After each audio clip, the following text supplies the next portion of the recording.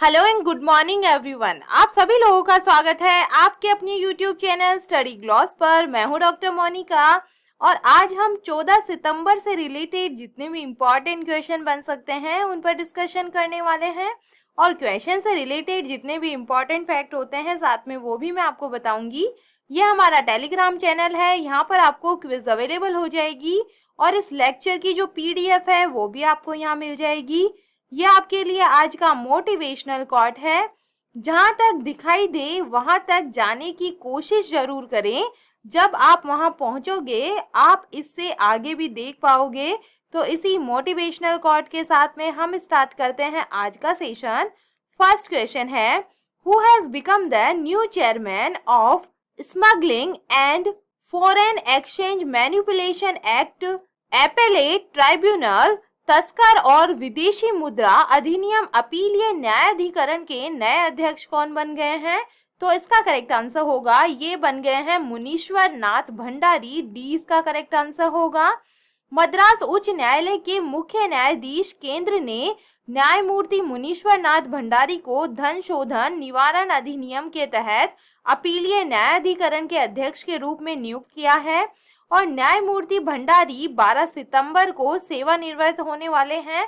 सेफीमा के तहत संपत्ति की जब्ती के लिए ट्रिब्यूनल और PMLA अपीलीय न्यायाधिकरण को 2016 में वित्त अधिनियम 2016 के माध्यम से विलय कर दिया गया था और ट्रिब्यूनल के अध्यक्ष का पद सितंबर 2019 से खाली था। सीजे भंडारी को 4 साल की अवधि के लिए सेफीमा ट्रिब्यूनल में नियुक्त किया गया था और उन्हें 2,50,000 का मासिक पारिश्रमिक प्राप्त होगा। इस सप्ताह की शुरुआत में भारत के राष्ट्रपति ने न्यायमूर्ति M. दुर्ईस्वामी को मद्रास उच्च न्यायालय के कार्यवाहक मुख्य न्यायाधीश के रूप में नियुक्त किया था। टॉप 5 नेशनल अपॉइंटमेंट्स को हम रिवाइज करें। New director general of all India football federation, तो ये कौन बने हैं? शाजी प्रभाकर बने हैं। New director general of news service division of all India radio, तो ये बनी है Vasudha Gupta. New chairman of defence research and development organisation, तो ये बने हैं Sameer V Kamath. India's 15th president Draupadi Murmu new secretary of, तो ये बने हैं Rajesh Verma. New director general of national investigation agency, तो ये बने हैं Dinkar Gupta. Second number question है, which space agency has unveiled a hitech satellite named MTG-I1 for providing meteorological warnings. किस अंतरिक्ष एजेंसी ने मौसम संबंधी चेतावनी देने के लिए MTG-I1 नामक हाईटेक उपग्रह का अनावरण किया है? तो इसका करेक्ट आंसर होगा, ये किया है ESA यूरोप के द्वारा। सी इसका करेक्ट आंसर है। यूरोप ने इस साल दुनिया भर में तबाही मचाने वाले चरम मौसम की चेतावनी देने के लिए डिजाइन किए गए उपग्रहों के 4 बिलियन यूरो के परिवार का पहला अनावरण किया है। यूरोपीय अंतरिक्ष एजेंसी और 30 देशों के EUMETSAT के विकास के 12 वर्षों का परिणाम MTG-I1 उपग्रह इस साल के अंत तक एरियान 5 रॉकेट पर लॉन्च किया जाएगा और यूरोप और अफ्रीका में अंतरिक्ष में तेज नजर रखेगा। 3.8 टन वजनी अंतरिक्ष यान अगले साल से छवियों को बीम करेगा और 2030 तक 3 और MTG-I इमेजिंग उपग्रहों और 2 MTG-S साउंडिंग उपग्रहों के द्वारा भूस्थितिक कक्षा में शामिल हो जाएगा, जो एक मेडिकल स्कैनर की तरह है। थर्ड नंबर क्वेश्चन है, which has become the first city in the world to ban meat advertisements. मास विज्ञापनों पर प्रतिबंध लगाने वाला दुनिया का पहला शहर कौन सा बन गया है? तो इसका करेक्ट आंसर होगा, ये बन गया है हार्लेम बन गया है। ए इसका करेक्ट आंसर है।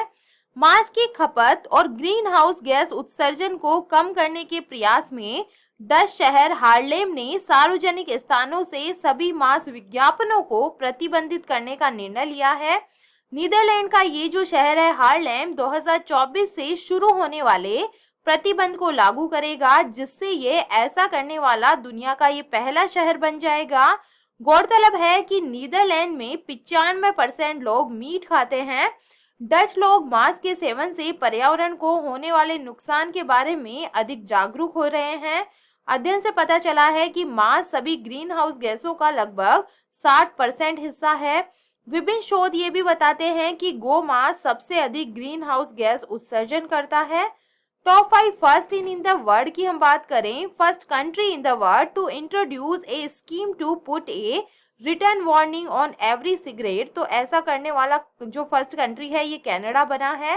First country in Asia to legalise the cultivation and sale of bhang cultivar, तो ऐसी कंट्री बनी है Thailand. The world's first country to give legal rights to protect wild life from abuse, तो ऐसा करने वाली कंट्री बनी है Ecuador. The world's first country to allow drone flying in civilian air space, तो ऐसी कंट्री बनी है Israel. The world's first anti tobacco bill introduce in the countries parliament, तो ये बनी है न्यूजीलैंड। 4 नंबर क्वेश्चन है, which institute has developed India's first indigenous superconducting magnet system to be used in MRI machines?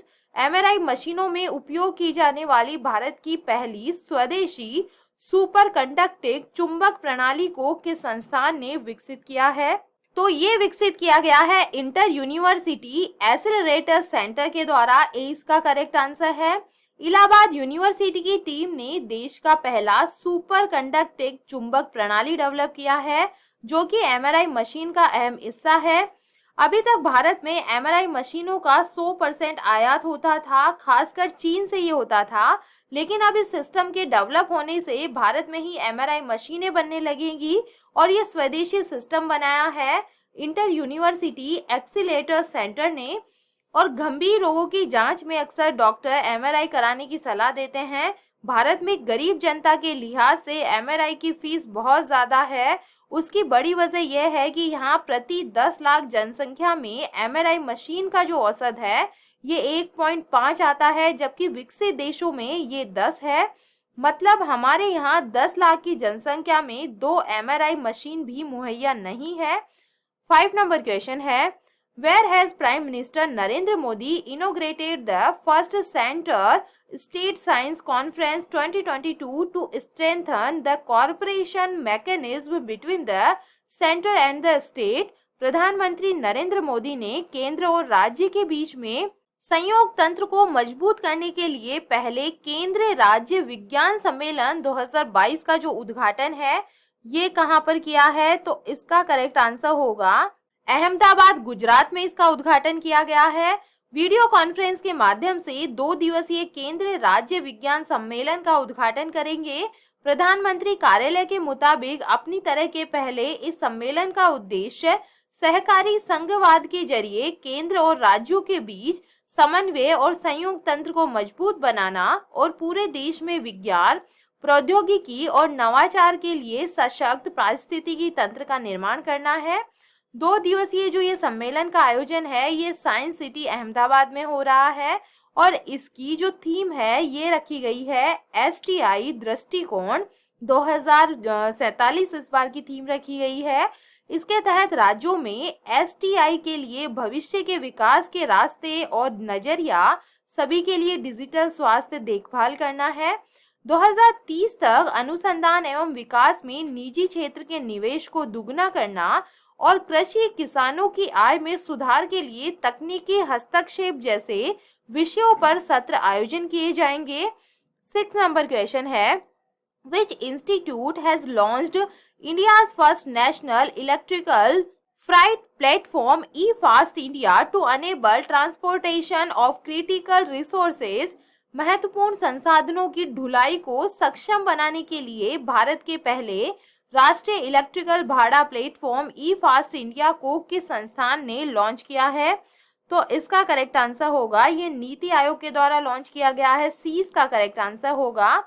विश्व संसाधन संस्थान भारत के सहयोग से नीति आयोग ने देश का पहला राष्ट्रीय electrical freight platform E fast India सतत परिवहन के लिए इलेक्ट्रिकल फ्रेट एक्सेलेटर लॉन्च किया है और इसका उद्देश्य ऑन ग्राउंड प्रदर्शन, पायलटों और साक्ष्य आधारित अनुसंधान द्वारा माल ढुलाई विद्युतीकरण के बारे में जागरूकता बढ़ाना है। ये स्केलेबल पायलटों का समर्थन करेगा और भारत में माल विद्युतीकरण में तेजी लाने के उद्देश्य से नीतियों को सूचित करेगा। ई फास्ट इंडिया के लॉन्च में प्रमुख ऑटोमोबाइल उद्योगों, लॉजिस्टिक कंपनियों, विकास बैंकों और फिनटेक कंपनियों की भागीदारी देखी गई है। ये साझेदारी को मजबूत करने और माल ढुलाई समाधानों की पहचान करने और उनका समर्थन करने में मदद करेगा। नीति आयोग की हम बात करें, national institute for transforming India इसकी फुल फॉर्म है और इसकी स्थापना 1 जनवरी 2015 को हुई थी। हेडक्वार्टर इसका न्यू दिल्ली के अंदर है। चेयरमैन है नरेंद्र मोदी जी, वाइस प्रेसिडेंट है सुमन के बेरी, सीईओ है परमेश्वरन अय्यर। नीति आयोग ओल्ड नेम क्या था, तो इसको योजना आयोग के नाम से पहले जाना जाता था। 7 नंबर क्वेश्चन है, according to the real time billionaires list of Forbes who has become India's richest person in the year 2022, Forbes की रियल टाइम अरबपतियों की सूची के अनुसार वर्ष 2022 में भारत के सबसे अमीर व्यक्ति कौन बन गए हैं, तो इसका करेक्ट आंसर होगा, ये बन गए हैं गौतम अडानी। 20 का करेक्ट आंसर है। फॉर्चून इंडिया की 2022 के लिए भारत के सबसे अमीर की सूची के अनुसार भारत में स्थित 142 अरबपतियों की संपत्ति सामूहिक रूप से 832 बिलियन अमेरिकी डॉलर है। और फोर्ब्स की रियल टाइम अरबपतियों की सूची के अनुसार एशिया के सबसे अमीर व्यक्ति गौतम अडानी ने दुनिया के तीसरे सबसे अमीर व्यक्ति बनने के लिए अमेज़न के संस्थापक जेफ बेजोस को पीछे छोड़ दिया है और वह 129.16 बिलियन अमेरिकी डॉलर की कुल संपत्ति के साथ भारत के सबसे अमीर व्यक्ति ये बन गए हैं। और इस बीच रिलायंस इंडस्ट्रीज के चेयरमैन मुकेश अंबानी की कुल संपत्ति 94 बिलियन अमेरिकी डॉलर है, जो दुनिया के 8वें सबसे अमीर और भारत के दूसरे सबसे अमीर व्यक्ति ये बन गए हैं। List of top 3 richest persons in of India की हम बात करें तो फर्स्ट नंबर पे है गौतम अडानी, सेकंड पे है मुकेश अंबानी और थर्ड नंबर पे है शापोर मिस्त्री और साइरस मिस्त्री फैमिली जो है ये थर्ड नंबर पे है। 8 नंबर क्वेश्चन है, where has the Indian army and air force jointly organise the joint exercise Gagan strike 2022? भारतीय थल सेना और वायु सेना ने मिलकर संयुक्त अभ्यास गगन स्ट्राइक 2022 का जो आयोजन है ये कहां पर किया है, तो इसका करेक्ट आंसर होगा, ये किया गया है पटियाला पंजाब के अंदर। सी इसका करेक्ट आंसर है। सेना की खड़का कोर और वायु सेना ने पंजाब में संयुक्त अभ्यास गगन स्ट्राइक किया है और अभ्यास में शामिल थल सैनिकों के समर्थन के लिए हमलावर हेलीकॉप्टरों को तैनात किया गया था और अभ्यास में जमीनी बलों के यांत्रिक कॉलम के साथ समन्वय करते हुए हेलीकॉप्टरों के सटीक हमलों का प्रदर्शन भी किया गया। टॉप 5 मिलिट्री एक्सरसाइज को इसको हम रिवाइज करें। Where has the Indian coast guard organise the 10th national maritime search and rescue exercise named SAREX 2022? तो ये किया गया है चेन्नई के अंदर। Bilateral military exercise Ulchi freedom shield 2022 is held between which 2 countries? तो ये जो है एक्सरसाइज ये अमेरिका और साउथ कोरिया के बीच में हुई है। द फर्स्ट बायलैटरल एक्सरसाइज उर्द Shakti 2022 has been held between the Indian air force and the air force of which country? तो ये इंडियन एयर फोर्स और मलेशिया के एयर फोर्स के बीच में हुआ है। Which Indian security force has conducted an all India satellite communication exercise named ex skylight? तो ये इंडियन आर्मी ने की है। India and a joint military exercise named Vajra Prahar 2022 has been organized between the joint special force of which country? तो ये है India और America के बीच में। 9 नंबर क्वेश्चन है, which automaker has launched India's first CNG powered truck with advanced driver assistance system? उन्नत चालक सहायता प्रणाली के साथ भारत का पहला CNG से संचालित ट्रक किस वाहन निर्माता कंपनी ने लॉन्च किया है? तो इसका करेक्ट आंसर होगा टाटा मोटर्स ने इसे लॉन्च किया है। डी इसका करेक्ट आंसर है। मध्यम और भारी वाणिज्यिक वाहन खंड में 28 और 19 टन नोट्स में देश का पहला सीएनजी ट्रक लॉन्च किया है। टाटा मोटर्स सहित अधिकांश ट्रक निर्माता वर्तमान में केवल छोटे और हल्के वाणिज्यिक वाहनों में सीएनजी की पेशकश करते हैं। कंपनी ने इंटरमीडियरी और लाइट कमर्शियल व्हीकल सेगमेंट में 60 ट्रकों का एक बेड़ा भी लॉन्च किया है, जो विभिन्न अनुप्रयोगों के लिए है। मॉड्यूलर आर्किटेक्चर और 1000 किलोमीटर तक की रेंज की पेशकश ये करते हैं। और सीएनजी पावर ट्रेन को आसानी से एलएनजी के अनुकूल बनाया जा सकता है और टाटा मोटर्स पहले से ही इस पर काम कर रही है। नए जमाने के एडवांस ड्राइवर असिस्टेंट सिस्टम सहित कई विशेषताओं का दावा करने वाले नए उन्नत ट्रक के लॉन्च के साथ में टाटा मोटर्स मजबूत अंतर पैदा करना है। 10 नंबर क्वेश्चन है, the justice with the shortest tenure as the chief justice of India has passed away, what was his name. Bharat के मुख्य न्यायाधीश के रूप में सबसे कम कार्यकाल वाले जस्टिस का निधन हो गया है और इनका नाम क्या है? तो इसका करेक्ट आंसर होगा, इनका नाम है कमल नारायण सिंह। ए इसका करेक्ट आंसर होगा। सबसे कम समय के लिए देश के मुख्य न्यायाधीश मतलब सीजेआई रहे जस्टिस कमल नारायण सिंह का निधन हो गया है और ये लगभग 96 वर्ष के थे। जस्टिस कमल नारायण सिंह देश में सबसे कम कार्यकाल वाले चीफ जस्टिस रहे। केवल 17 दिनों तक मुख्य न्यायाधीश के पद की कुर्सी इन्होंने संभाली थी। 25 नवंबर 1991 से 12 दिसंबर 1991 तक ये मुख्य न्यायाधीश का इनका कार्यकाल रहा था और इन्होंने 25 नवंबर 2091 को भारत के मुख्य न्यायाधीश का पद ग्रहण किया और 13 दिसंबर को ये रिटायर हो गए। उन्होंने बाद में 1991 में 13वीं विधि आयोग के अध्यक्ष के रूप में काम किया और 1994 में जो है ये रिटायर हो गए। इसके बाद उन्होंने वाराणसी उत्तर प्रदेश की Uday Pratap college education society की प्रबंध समिति के अध्यक्ष के रूप में इन्होंने अपनी जिम्मेदारी संभाली। चलिए कल के जो एमसीक्यू है उन्हें हम रिवाइज कर लेते हैं। फर्स्ट क्वेश्चन है, संयुक्त राष्ट्र मानव अधिकार आयोग के नए प्रमुख कौन बन गए हैं? तो इसका करेक्ट आंसर होगा, ये बन गए हैं वॉल्कर टर्क बन गए हैं। सी इसका करेक्ट आंसर है। सेकंड नंबर क्वेश्चन है, संयुक्त राष्ट्र विकास कार्यक्रम के द्वारा जारी मानव विकास सूचकांक 2021-22 में कौन सा देश शीर्ष स्थान पे रहा है? तो इसका करेक्ट आंसर होगा स्विट्जरलैंड जो है ये टॉप पे रहा है। थर्ड नंबर क्वेश्चन है, भूजल स्तर में सुधार के लिए किस राज्य सरकार ने 270 करोड़ रुपए की लागत से छत्ता नामक वर्षा जल संचयन जो योजना है इसकी शुरुआत की है? तो इसका करेक्ट आंसर है ये ओडिशा गवर्नमेंट ने की है। फोर्थ नंबर क्वेश्चन है, नासा ने परसिवरेंस रोवर में लगे किस डिवाइस की मदद से मंगल ग्रह पर मौजूद कार्बन डाइऑक्साइड से ऑक्सीजन बनाने का नया तरीका खोजा है? तो इस डिवाइस का नाम रखा गया है मॉक्सी। 20 का करेक्ट आंसर है। 5 नंबर क्वेश्चन है, बिहार के मुख्यमंत्री नीतीश कुमार ने किस नदी पर गयाजी नामक भारत के सबसे लंबे रबर बांध का उद्घाटन किया है? तो इसका करेक्ट आंसर होगा, इस जो नदी है इसका नाम है फल्गु रिवर। ए इसका करेक्ट आंसर है। 6 नंबर क्वेश्चन है, प्रतिष्ठित डायमंड लीग 2022 का खिताब जीतने वाले पहले भारतीय एथलीट कौन बने हैं? तो इसका करेक्ट आंसर होगा नीरज चोपड़ा ये बन गए हैं। ज्वेलिन थ्रू के ये खिलाड़ी है। 7 नंबर क्वेश्चन है, बांग्लादेश के मुक्ति संग्राम के दौरान शहीद हुए कितने भारतीय सैनिकों के वंशजों को बंगबंधु शेख मुजफ्फर रहमान छात्र छात्रवृत्ति से सम्मानित किया गया है?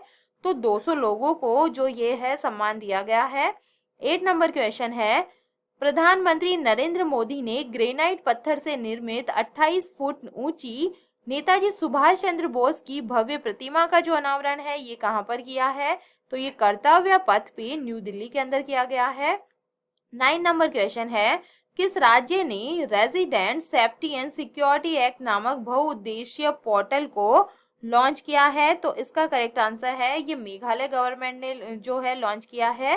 10 नंबर क्वेश्चन है, किस देश ने भारत के पूर्व नौसेना प्रमुख सुनील लांबा को मेधावी सेवा पदक से सम्मानित किया है?